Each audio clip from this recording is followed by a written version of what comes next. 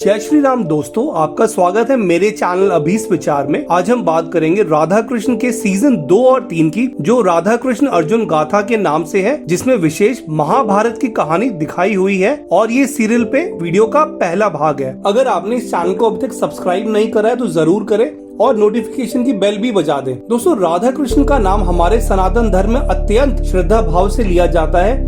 भारत में रहने वाले करोड़ों लोग ही नहीं, विदेशों में रहने वाले अलग अलग धर्मों के लोग भी राधा कृष्ण की भक्ति से बहुत आकर्षित होकर सनातन धर्म में आए हैं। आज भी हम में से बहुत से लोग राधे राधे बोलकर एक दूसरे को नमस्कार करते हैं। लाखों और करोड़ों की संख्या में लोग वृंदावन, बरसाना और अनेक राधा कृष्ण के मंदिर का दर्शन करते हैं। सबसे पहले हम इस फेक सीरियल, जो नकलीपन में बिल्कुल सूर्यपुत्र कांड टीवी सीरियल को टक्कर देता है, इसमें क्या अच्छा है, इस पे बात करेंगे। सुमेध मुदलकर, जिन्होंने कृष्ण का रोल प्ले करा है, उनका अभिनय अच्छा है, उनकी डायलॉग डिलीवरी भी अच्छी है। अपने रोल में उन्होंने पूरा न्याय किया है। मल्लिका सिंह ने राधा का रोल बहुत अच्छे से निभाया है। दोनों लीड एक्टर्स राधा और कृष्ण जो बने हैं, सुमेध और मल्लिका, इन्होंने बहुत अच्छा काम किया है और जब साथ में होते हैं तो स्क्रीन पे बहुत अच्छे दिखते हैं। लीड एक्टर्स की बेहद स्ट्रॉन्ग केमिस्ट्री के कारण काफी समय तक इस सीरियल की टॉप टीआरपीस रही है। दूसरा, इस सीरियल में सिनेमेटोग्राफी खासकर वृंदावन और बरसाना की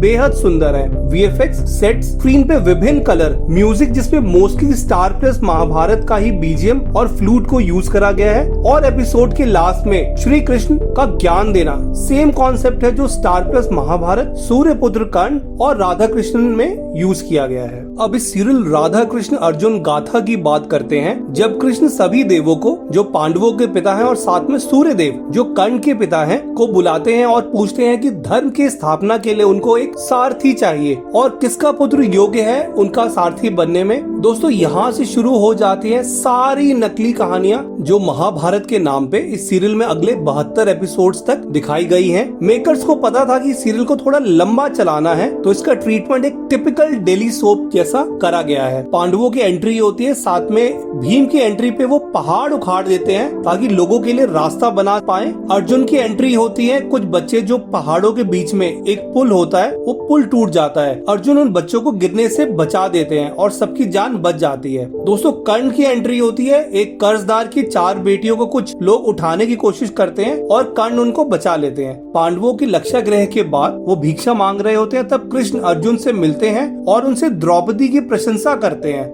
अर्जुन द्रौपदी की तरफ आकर्षित हो जाते हैं। अर्जुन और द्रौपदी श्री राम के मंदिर में स्वयंवर से पहले मिलते हैं और द्रौपदी अर्जुन को बोलती है कि क्या आप मेरे स्वयंवर में आएंगे।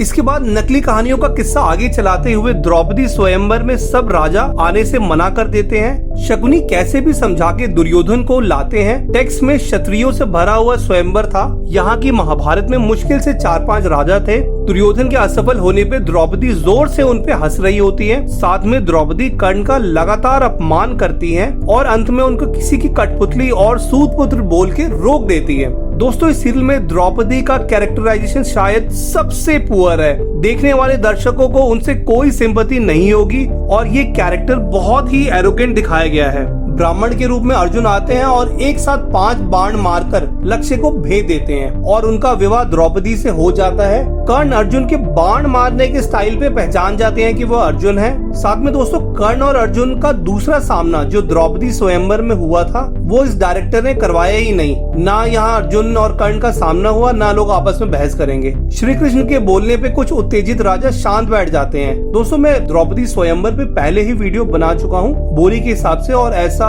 तो बहुत कुछ नहीं हुआ था। कुंती को जब पता लगता है कि इस विवाह से कहीं भाइयों में आपस में मनमुटाव ना हो जाए, तो वो जानबूझ के कहती हैं कि जो भी भिक्षा लाए हो उनको आपस में बांट लो। इसका मतलब द्रौपदी का विवाह सभी भाइयों से हो जाए। यहाँ द्रौपदी को बहुत विरोध करते दिखाया गया है, उनको गुस्सा भी आ रहा होता है। दोस्तों, पर वेद व्यास के टेक्स्ट में इस प्रकरण में द्रौपदी क्रोधित नहीं थी। द्रौपदी का विवाह 5 पांडवों से हो जाता है। अब इसके बाद एक बहुत ही विचित्र बात दिखाई गई है। इसमें द्रौपदी को सिर्फ अर्जुन से प्रेम होता है। उनका अर्जुन के प्रति विशेष प्यार कुंती और युधिष्ठिर को बहुत बुरा लग रहा होता है। कुंती परेशान होती है कि द्रौपदी सभी भाइयों से बराबर प्रेम क्यों नहीं कर रही। श्री कृष्ण के साथ नारद आते हैं और द्रौपदी को 2 असुरों की कथा सुनाई जाती है। कथा सुनते ही द्रौपदी का हृदय परिवर्तन हो जाता है और वो प्रण लेती है कि 5 भाइयों को वह एक समान प्रेम करेंगी। तो जैसे मैंने स्टार प्लस महाभारत के बारे में बोला था कि द्रौपदी का सबसे अच्छा चित्रण करा गया था, उसी तरह से द्रौपदी को इस टीवी सीरियल में सबसे बुरा दिखाया गया है। हाँ, इस नकली संस्करण पे आने वाले राइटर जरूर कुछ नई स्टोरी बना लेंगे, क्योंकि सीरियल्स के बहुत फैंस हैं और उनको आदत हो गई थी सुमेध और मल्लिका को साथ देखने की।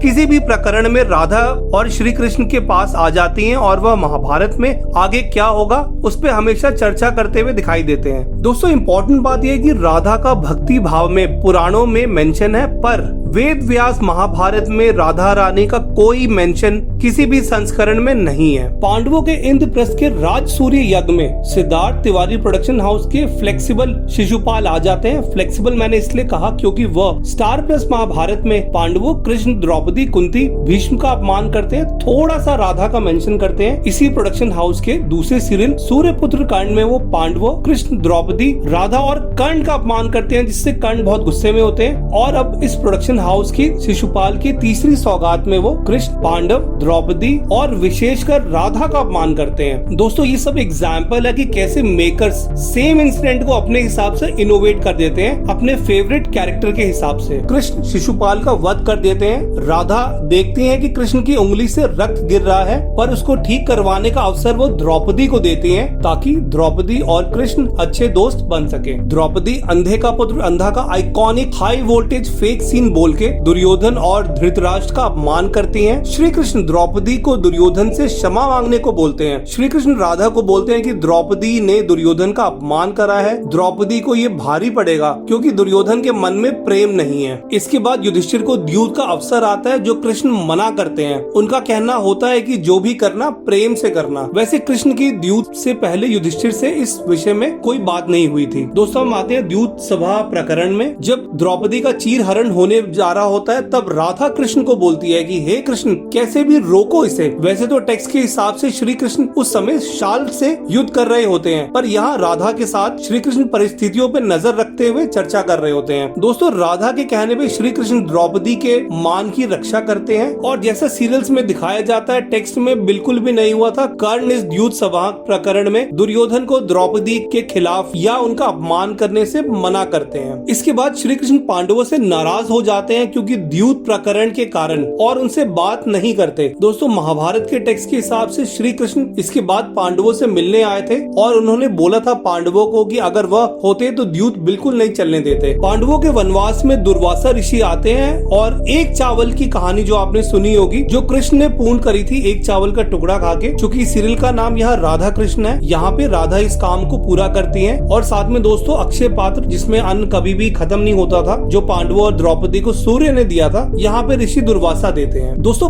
बलराम महाभारत में सर्वश्रेष्ठ गदाधारी थे। इस सीरियल में बहुत ही साधारण कद काठी के एक्टर बसंत भट्ट ने ये रोल प्ले करा है। राजा बन जाने के बाद भी वह हमेशा साधारण से दिखने वाले नीले रंग के वस्त्र में रहते हैं। महाभारत काल एक पारिवारिक और राजनीतिक युद्ध था। यहाँ पे कैरेक्टर्स को युवा दिखाने का कोई सेंस नहीं बनता। दोस्तों, भीम बने हुए एक्टर हमेशा एक ही एक्सप्रेशन, जो गुस्से में होना, उसमें रहते हैं। और किंशुक वैद्या जो अर्जुन बने हैं और जिन्होंने अपने रोल को ठीक से निभाया है, पर वो काफी स्लिम दिखते हैं। दोस्तों, जैसे अपने बचपन में बच्चों की रामलीला देखी होगी, वैसे यहाँ ये टीन महाभारत चल रही होती है। सुमेध भले वो एक अच्छे एक्टर हैं, पर महाभारत काल के कृष्ण जिन्होंने गीता का उपदेश दिया था, वैसा वो बिल्कुल नहीं लग रहे होते। भीम के अलावा सिर्फ दुर्योधन और कर्ण के कैरेक्टर्स शारीरिक मजबूत दिखते हैं सीरियल के स्टैंडर्ड से। मोस्टली एक्टर्स एज में बहुत छोटे लग रहे होते हैं। कर्ण बने हुए एक्टर मल्हार पांड्या मुझे बहुत सीन में रोनित रॉय के यंग वर्जन से मिलते जुलते दिखे।